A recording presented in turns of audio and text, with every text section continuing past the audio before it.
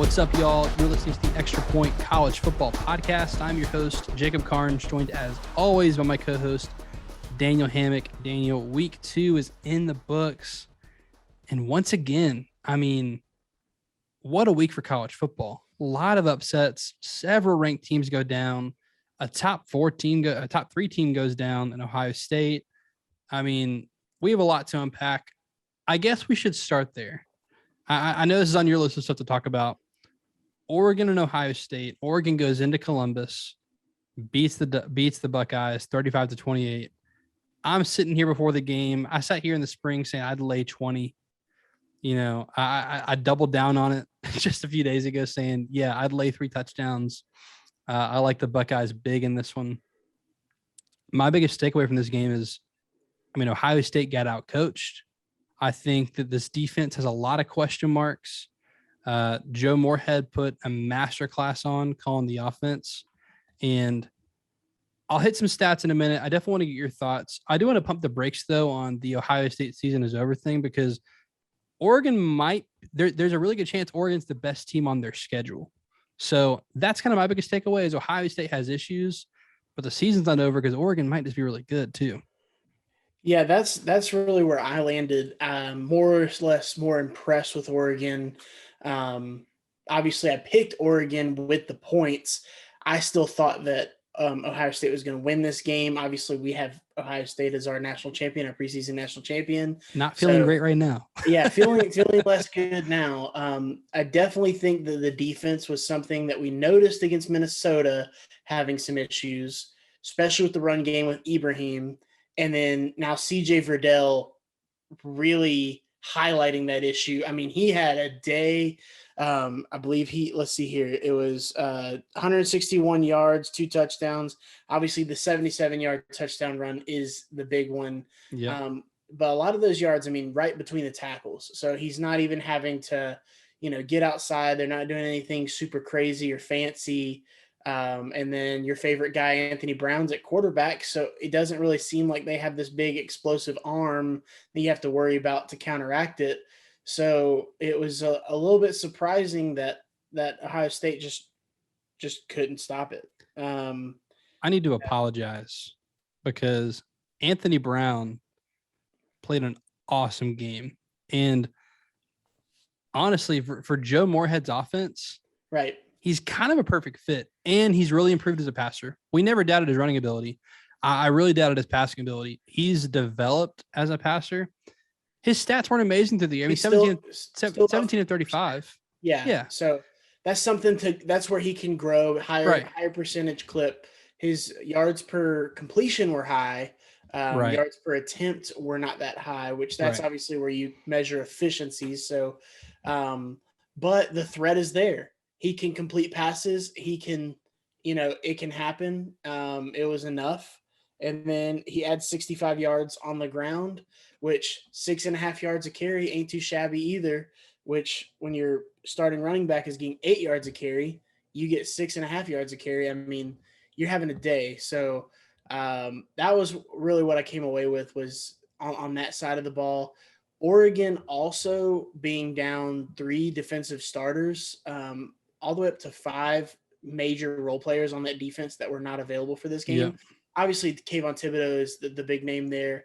But Justin Flo was out, who's one of their spectacular inside linebackers. Noah Sewell had a great game in the middle there. But I think that Oregon and Mario Cristobal really showed just their tenacity on defense. In a game where they still give up 28 points, but you're talking about a team in Ohio State that, according to Chip_Patterson with CBS Sports on Cover 3 podcast, he says they get off the bus and they score 40. If I told you before the game, Ohio State's going to have 612 yards of offense, how many points do you think they're scoring? I think it's on brand. I think they're probably 50? In the 40 to 50 range. Oregon's defense was a stonewall when it counted. Ohio State had the ball 3 times. 3 times that's Hyatt, where Ohio State's defense caused Oregon to punt 3 times in a row, and Ohio State got the ball back 3 times with a chance to tie, and the defense stood still. Yeah. And it's what we talked about in the preseason a lot, the offseason and everything, like situational defense. That's the big key, because in this day and age, these offenses are just too good for you to just be, well, we'll get to, Georgia and Iowa later, but like, these defenses are just, aren't good enough to be able to match these offenses because they're just so good. So you just have to be able to win when it's important, when you need that last stop. It's like in basketball, when you need to get a stop to save that possession, go down and, finish the game, close it out. So yeah, exactly. It's like playoff basketball. So, but I mean, this was a fun game to watch. I hate that it was on at noon. It should have been under the lights, but you know what? Whatever. It was fine. I was happy to get some action on my noon slate, since my Kennesaw State Owls were not very impressive against Georgia Tech. So I was flipping away from that one pretty quickly. We're not going to talk about that one. That's no. a little sore spot. Yeah. But, Daniel, where do you want to go next? I opened us up with Oregon, Ohio State. Obviously, we were both going to talk about that, but where do you want to take us next? Let's go to probably the next biggest game, with it actually being a rivalry, Iowa State. This one I was very impressed with. Obviously impressed with Iowa. It was something that you and I had somewhat predicted would occur, but it just played out even more so. I feel like Iowa State just could never get going. They just stubbed their toe, whether it be a penalty, a turnover, or just simply getting stopped. And I feel like Iowa was obviously the better defensive team, but they just looked more collected on offense and could run the ball. It just looked more, I think comfortable is the best word I can say, comfortable and poised for this moment. Also, Iowa State wearing Iowa's colors probably wasn't a good idea. So, they lost from that moment. Yeah. Let me give you an insane stat. Total yards, Iowa State, 339. Iowa, 173. Iowa won this game 27-17. I mean, that's why sometimes, your yard stats don't tell the total picture. You mentioned defense. Iowa's defense is suffocating. And for the second week in a row, it was turnovers and the defense scoring that helped Iowa win. And if you watch the game, you're like, I watched the game thinking, okay, Iowa is the better team on the field right now. And then I look at the stat box and I'm like, Iowa State, I mean, they had over 300 yards of offense. They only scored 17 points. It's turnovers that killed them. And so I think there's always a bit of luck to turnovers. And so for Iowa State, I'm not sitting here going, that's not a top 25 team. I just think this Iowa defense is really, really good. Like, this is a top 5 defense in the country. And their offense has a lot of room to get better. The fact that they've opened up their schedule 2-0 against ranked opponents is huge for Iowa, because, the schedule doesn't necessarily get any easier, but you're not going to play a ranked opponent every week either. Right. All right. Iowa State, Iowa. Let's go to the next biggest game, or maybe, there are 3 big ones, Arkansas and Texas. And I'm a little upset at myself because we sat here preseason going through Texas's schedule, Arkansas' schedule, and we're sitting here going, we think Texas can be really good, but they're going to lose one of their first 2 games. We said that. We agreed on it. We're like, they're losing one of their first 2. And we said, what's more likely, at home against Louisiana? No. On the road against Arkansas, who we think is really good. We picked it then. We get to this week, and I laid the points with Texas. What was I thinking? Arkansas, man. I know there's going to be there's all the Texas is back jokes out there and making fun of Texas, being the favorite, losing against Arkansas. And I think it's because the perception is Texas lost to unranked Arkansas. Texas lost to bottom of the SEC West, Chad Morris, Arkansas. But I walk away saying Texas just lost to a really good team in Arkansas. On the road. And it was on the road in a vicious environment. That crowd was into it the whole game. Now, Texas has a lot to clean up. Texas does have a lot to worry about. But let me tell you something. I think they may play one team that's better than Arkansas on their schedule. Maybe it's a hot take, but I think Oklahoma is better than Arkansas. I don't know if there's another team in the Big 12 that is better than Arkansas. And so that's some hope if you're a Texas fan. For Arkansas, boy, you had a game. I mean, KJ Jefferson played unbelievably. The run game they worked out with him at quarterback was awesome. It was a perfect way to attack the Texas defense. It opened up a ton. This defense played really well. I mean, 7.1 yards per play for Arkansas, 9.9 yards per completion. But the pass game, both had a turnover and both scored points off of turnovers. But when it mattered, I mean, Arkansas beat them the whole game. It was a dominant performance from Arkansas, and Sam Pittman has come in and taken a team that didn't win an SEC game for 2-3 seasons. And year two, he had an excellent year one. Year two, he's 2-0, just beating Texas at home. This is a program I'm excited about. And if I'm an Arkansas fan, I'm pumped. And we'll talk about the SEC in a second, but that's my only worry is you're playing at a really deep conference right now. And that might overshadow how good Arkansas actually is. Yeah, so it's one of those things where we're gonna have to see how this holds up in conference, like you said. Where do they stack? Are they better than basically their peers, and then are they like the best of the rest after like an Alabama and Texas A&M? I mean, who's second in the West? That's another thing to think about. Like, is it a jumbled mess of good teams but no great teams? That's probably more likely, but. They had 6 guys. Hold on, 1, 2, 3, 4, 5, 6. Yeah, 6 guys rush for more than 6 yards a carry. Like that was crazy. Just a game where they just manned up and just ran it down their throat. Traylon Smith was awesome. KJ Jefferson obviously had 73 of those rushing yards. He averaged 7 yards a carry. Rocket Sanders, I mean, what an awesome name. He scored that late touchdown to kind of put this thing on ice.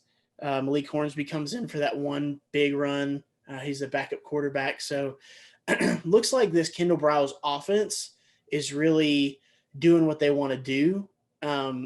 Obviously, you'd like to see them, pass the ball a little bit more with more explosive plays in the pass game. But they were efficient. They were 14 of 19 passing the ball. So, they did what they needed to do. And if you're running at this clip, you're not going to put the ball in harm's way like that. So this, time of possession, their defense just was able to do more. It just was complimentary ball. And obviously Barry Odom, we're big in his fan club. We've been ever since the hire. We thought it was a great hire. Sam Pittman just doing what good coaches do, and that's hire good assistants. Yep. And Odom put together a good game plan for Sark's offense and just kind of held them in check. Nobody really got to it just never took off for them, and they scored late points, but that was more, that kind of late garbage time, just trying to get, within striking distance. So really this one, I really impressed with the defense from Arkansas. I think that's really the biggest takeaway for me. The defensive scheme that Barry Odom called, they played that defense they played against Ole Miss last year. They're like, you're not going to beat us through the air. They played a lot of like buzz coverage over the top. And I mean, in the end, they passed for 118 yards. Texas did. Now they rushed for 158, but when you're getting pressure with 3 guys rushing the passer, you can do a whole lot on the back end to cover up. One more stat I just wanted to hit. Average gain on first down for Arkansas, 7 yards.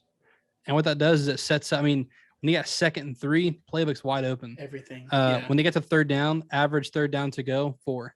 Like 3rd and 4, that's a lot easier than 3rd and 7. And so they were super efficient on first down. They weren't afraid to stretch the field. 471 yards of offense. This Arkansas program is special. I hope Arkansas fans appreciate that they got the guy that nobody wanted in Sam Pittman, and Sam Pittman has just come in. He is so easy to root for. Like watching his interview after the game, I'm just like, man, I hope Arkansas goes 12-0. I love his thing that he said this in the offseason a bunch. He said it at SEC Media Days when he was interviewed, but the part about, I just want our players to understand that I want everybody associated with University of Arkansas, the fans, especially the fans. He's like, I want them that next day to go to church or Waffle House or wherever they're going and just be proud to be a Razorback. And I'm like, he's like, there'll be losses that'll come and people will come after me. But, I just like love and respect that as a person. Yeah. And so it just makes everybody, I feel like, if you're a fan of Arkansas, I mean, you're all in, you're, googly eyes. He's great. But like, as just a bystander, I mean, he's awesome. He's what's great about college football. A team that you don't really think about in the national spotlight, but really just getting things done. So really, really impressed with Arkansas this week. All right, where do you want to take us next, Daniel? Maybe let's go. Ooh, do we want to talk about? Oh gosh, I was gonna say the ACC. Well, let's go there. But I kind of want to talk about. Hey, let's talk about a bright spot before we just dump on them. Okay. Pittsburgh. All right. Pittsburgh. This is a Pitt pod. You picked Tennessee. I took Pitt. So there's that. That was my mistake. It's all good. Tennessee gave way more of a fight than I thought they would. And so I almost felt your pick was validated by picking Tennessee. Joe Milton gets hurt. Hendon Hooker comes in, actually provides a little more through the air than I thought, or actually than they were getting with Joe Milton. So I think that Tennessee is still further along than what I had predicted originally. But Pittsburgh just kind of showing that tenacity. I thought this would be a lower scoring game. This ended up in the 30s. So impressed by the win of, I guess it was in the 40s, 30s and 40s. So yeah, 41-34. 41-34.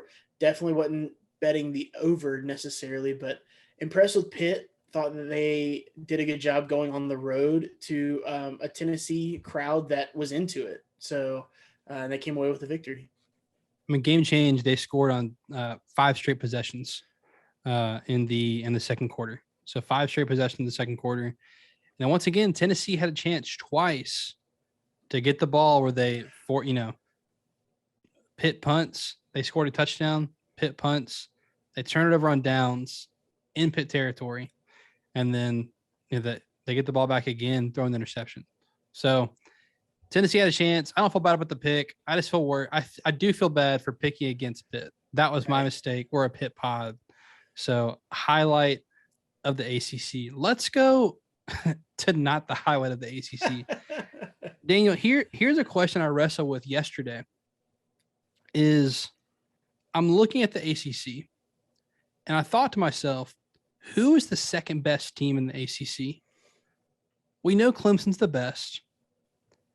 And, you start off with a loss to Georgia, which I don't think is anything to, put your head down about. I think Georgia's a top 4 team. I think Clemson will be at the end of the season too. But who's the second best team? I have my answer. I'm curious what yours is. So my heart wants to say Miami because we were so high on them coming into the year. Obviously, them losing to Alabama week 1 was expected.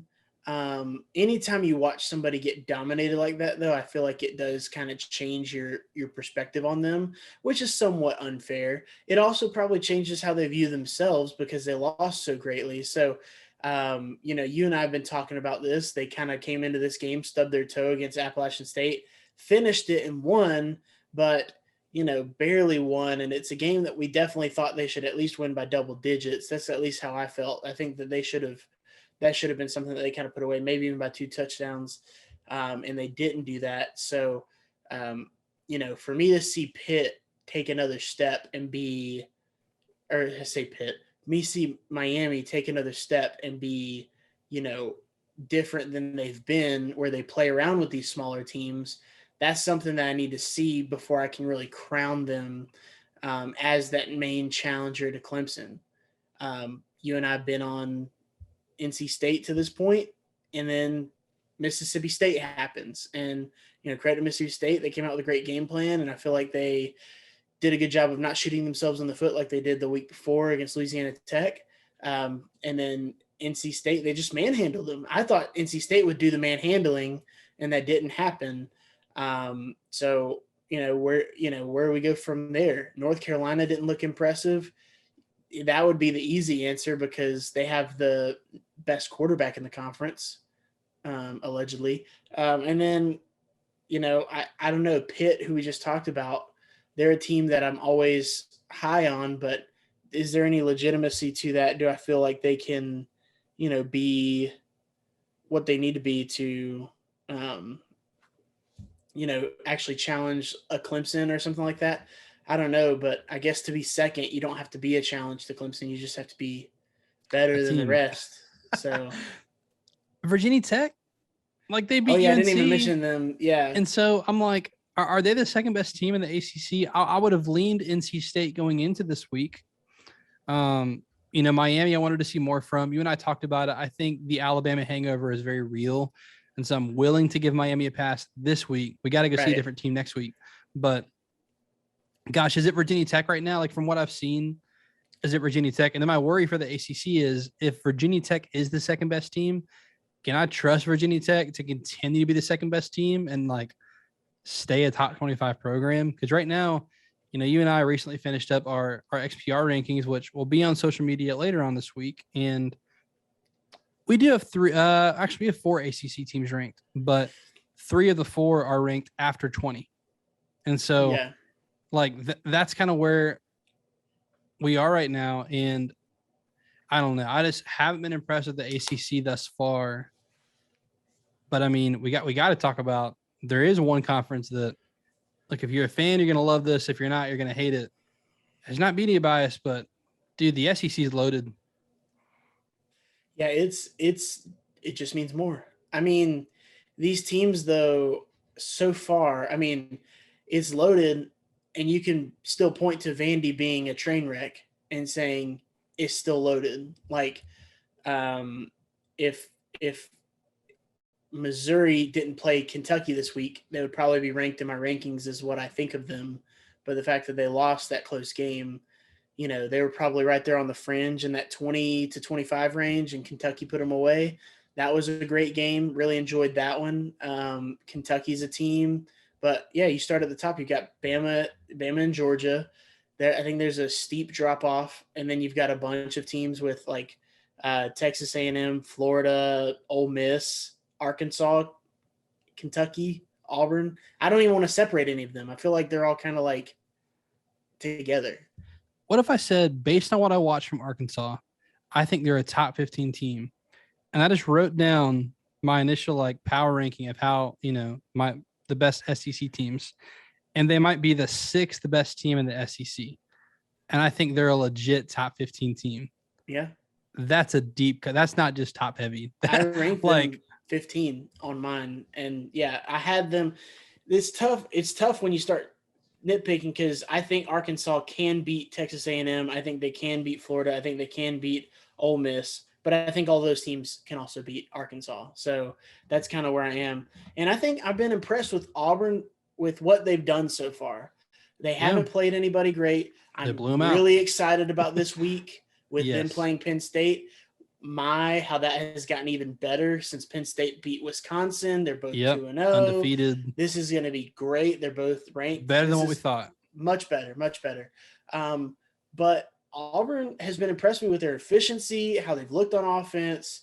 They've looked like they've had a plan together, and it's been impressive. So thus far, obviously relative to what they've played, but I'm willing to put Auburn in that top 25 right now. So we'll see. They scored 60 points in back-to-back games for the first time since 1932. To put in perspective, the offense has never done this. Like, this isn't like, oh, they beat up on some bad teams. Well, Auburn has never beat up on bad teams this bad. Since the Great Depression. Since the Great Depression. I'm almost tapped out. What's another point you got takeaway from this week? I got one more. So I'll say Michigan. I'll just say them really quick. I took Washington on the picks because I wanted to say chaos was going to happen. And I don't know if it just made me confirm that I just hate Washington and don't think that I'm just kidding. I just don't. I'm almost at a fade Washington the rest of the season. I don't feel great about them in general. But the opposite's true for Michigan.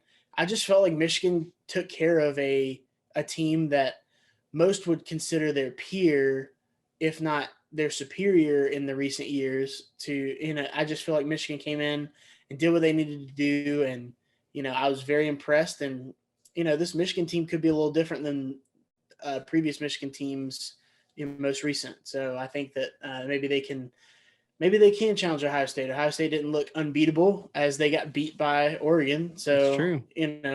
Now Oregon looks like they'll probably will dominate Washington, by what we've seen so far. But, just a little take there. Yeah. Something I said before this game, I said for Washington, when you try to win games 10-7, from in the Montana game, I said, well, what happens is you lose 13-7. Yeah. Well, in this case, when you try to win games 10-7 and you play Michigan, well, you can beat 31-10. Yeah. Very impressive Michigan. I ranked them, I think, in my top 15. I've been really impressed in Michigan. Still feeling a little burned from last year, but I had them at 16. So okay. Yeah. Still very cautious that, we all freaked out last year after that first Joe Milton game. Different year, but which both of these teams are making an appearance this week. And what I'm going to start putting out on Twitter, which is my teams that most impressed me and teams that least impressed me. They're both going to be on there.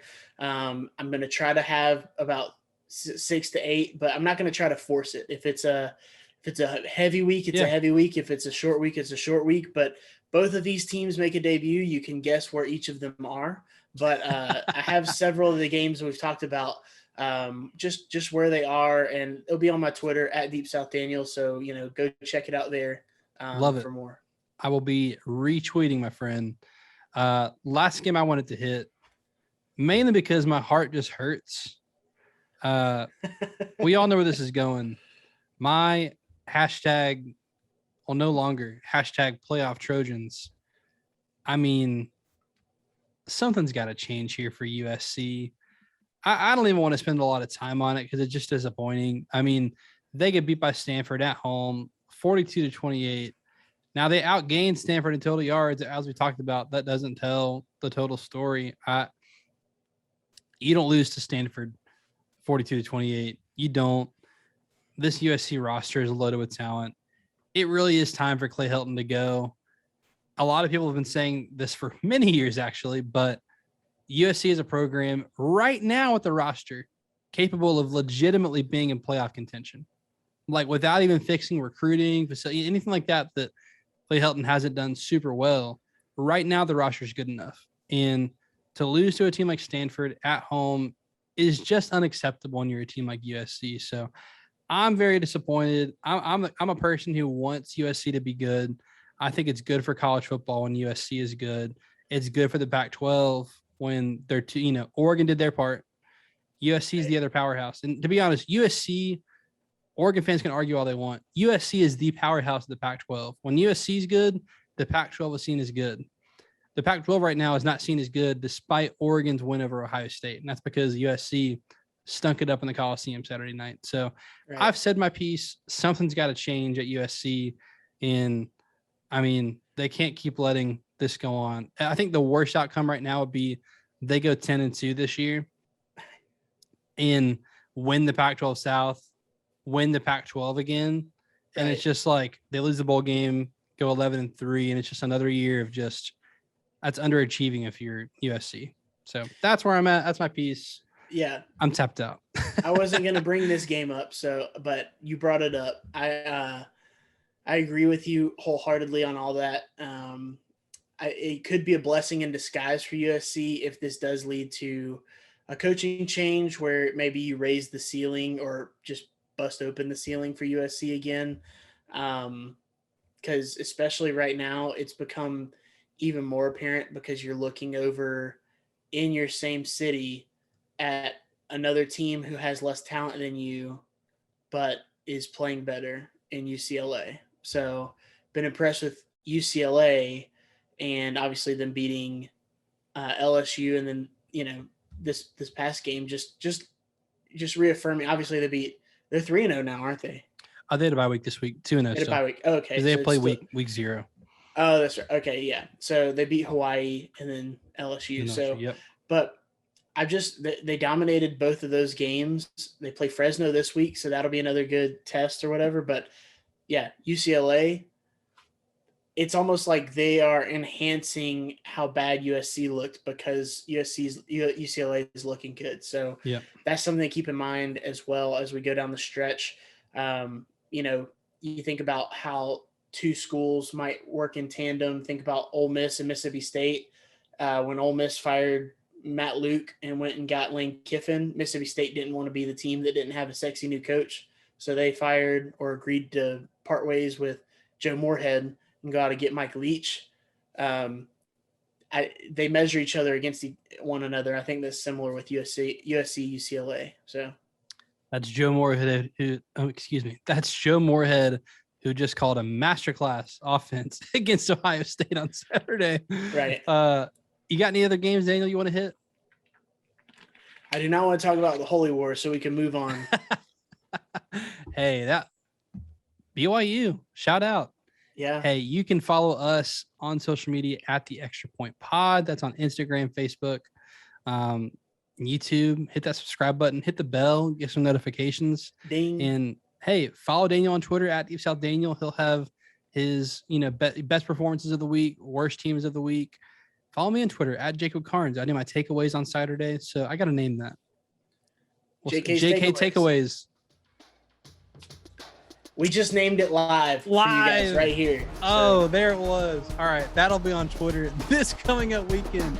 But that will do it for this edition of The Extra Point. He is Daniel. I am Jacob. See you.